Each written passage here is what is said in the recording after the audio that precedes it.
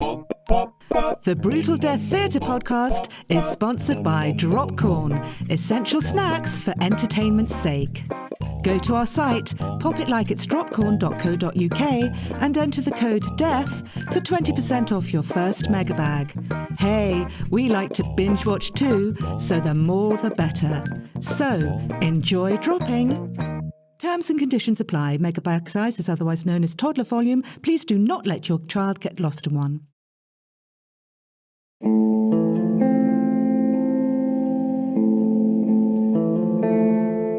Hi, I'm Dave Jennie. Let me ask you a question. How often do you take notice of strangers? Make note of what they wear? Listen into their conversations? Even talk to them? Well, I do. All the time, even if they don't want to. But that comes naturally to me, because I'm a people watcher. I'm a professional journalist, not a stalker. Always should mention that bit.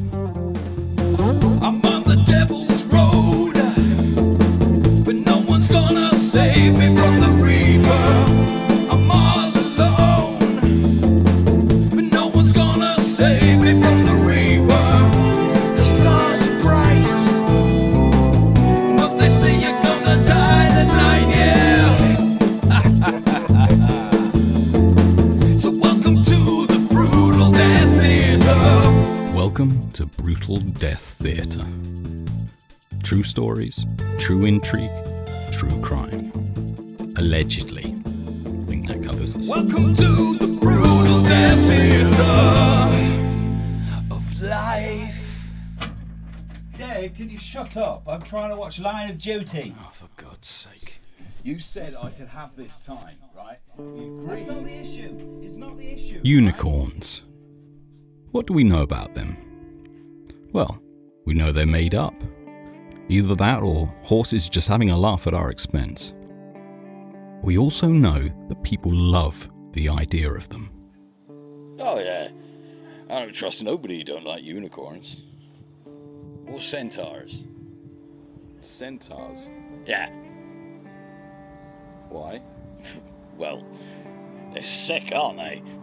Right. But none more so than the people living in the bustling market town of Bangford. Widely acknowledged as the UK centre for ornamental unicorn figurines, Bangford also boasts an impressively balanced birth-to-death ratio, maintaining a steady population of 4,602 since the 1800s. I should know. I was born there. I also looked it up on Wikipedia.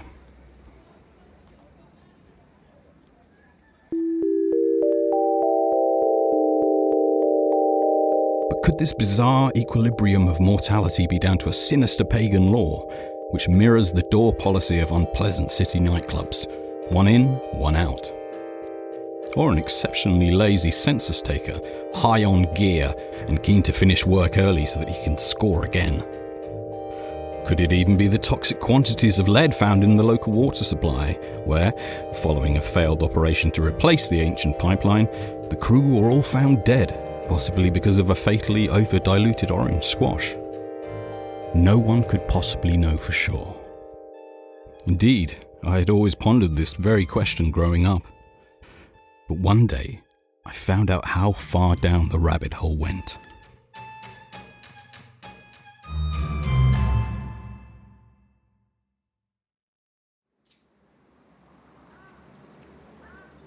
Bangford Municipal Park, early morning. I'm taking my daily constitutional, which is beneficial for the health of my increasingly problematic digestive system. Ducks swam, pigeons swarmed, early morning squatties on leave spat wadded chewing gum / tobacco / repressed post-service rage onto the ground. I stumble across an elderly gentleman sat stiffly on one of the benches, eyes anxiously roving the scenery. I watch him sit there for a full hour and a half, my level of curiosity inching ever higher, like a pornographic actor, unable to conceal his Viagra-induced tumescence. His behaviour never changes during that time, rapidly and continuously scanning the horizon. But why? And for what? And why? Again, because it's an important question. I could conceivably dismiss him as an isolated oddball. My senses are keener than that. He knows something.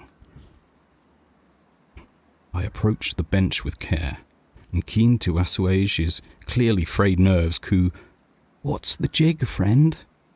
in the same tender tone I would use to foster empathy with interviewees before I twist the knife in print.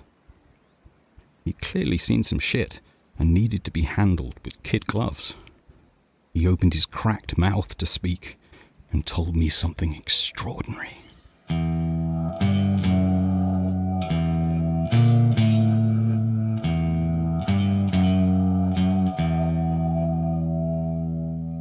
A well-liked local family.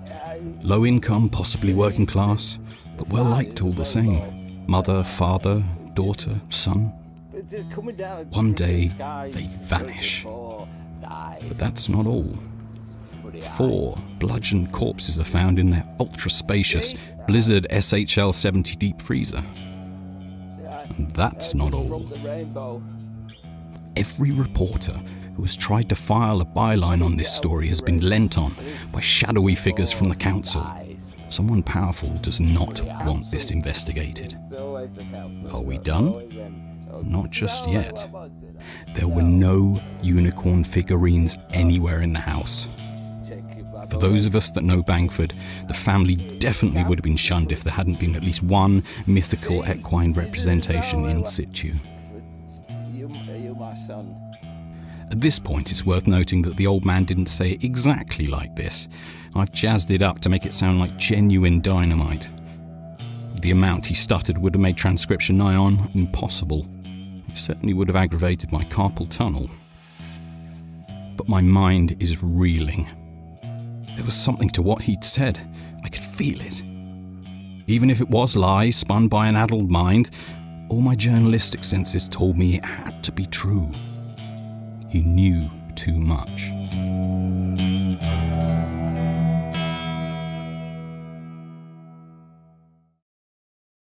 Secrets are never just secrets.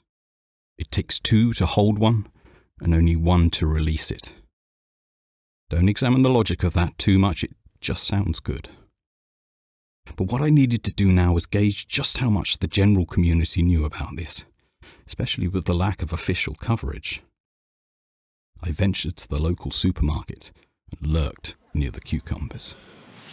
Oh, I remember Mrs. Tretton. She gave birth to one of her kids in aisle 7. Thank goodness for the temporary offer we had on Kepler garden chairs we used in place of birthing stirrups. She had to pay for it afterwards, of course. The wicker was ruined. I knew the family he meant. I was good friends with the daughter.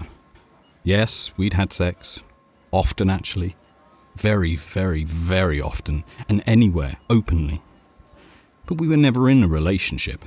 I reinforced that time and again. Friends with benefits, I suppose it's called. And that's not supposed to be a slur upon her socioeconomic status. Yes, Bangford Council can be rather bureaucratic, I suppose. So what you're saying is the council have tried to cover up murders before? What? No. But it's not impossible. Well, nothing is impossible, I suppose, but very unlikely. It's sinister, though. Sinister, isn't it? But how do you think they did it?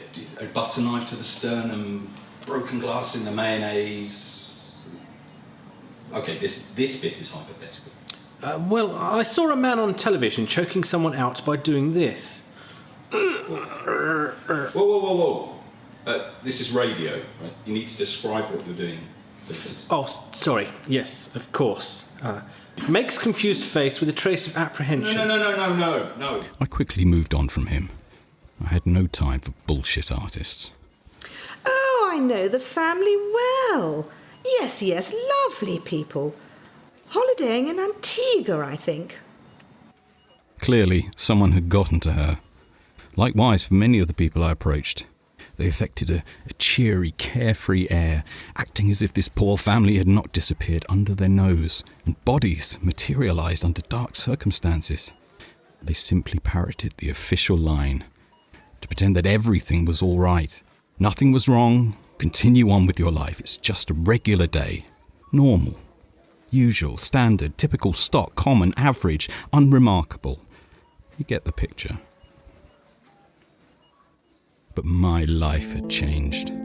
From that point onwards, I would stop at nothing to uncover the truth. Unicorns be damned.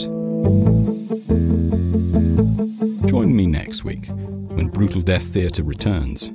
I'm Dave Jennie, and this is my truth.